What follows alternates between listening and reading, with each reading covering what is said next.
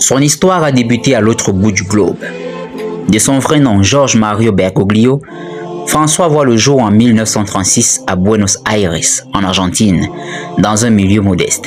Son père, immigré italien originaire de Piémont, est employé dans les chemins de fer et sa mère est femme au foyer.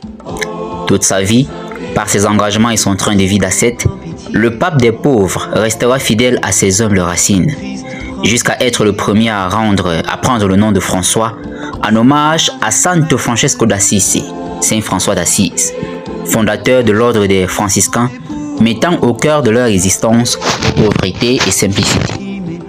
Titulaire d'un diplôme de technicien chimiste, Jorge Bergoglio rejoint la Compagnie de Jésus à l'âge de 21 ans et est ordonné prêtre en 1969.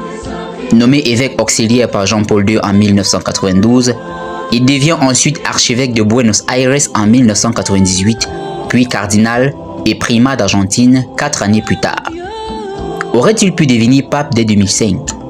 Lorsque la fumée blanche s'élève au-dessus du Vatican pour annoncer l'élection du pape Benoît XVI, quelques mois après le conclave, un cardinal sous couvert d'anonymat expliquera que le quatrième et dernier tour du scrutin avait été un duel avec Joseph Ratzinger, Benoît XVI, et Jorge Bergoglio, le pape François.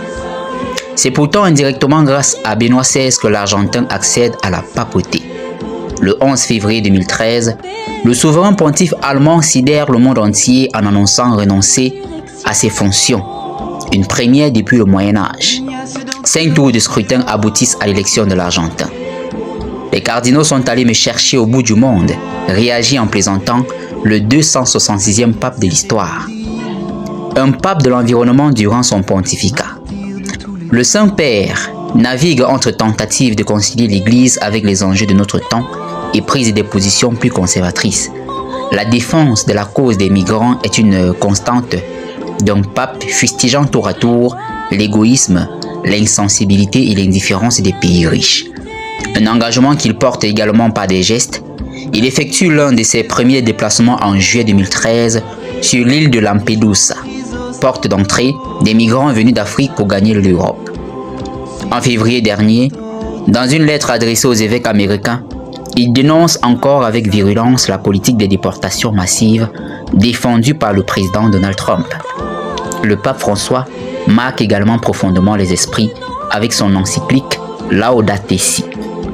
Texte au ton offensif d'environ 200 pages, il y qualifie le réchauffement climatique d'un des principaux défis actuels de l'humanité.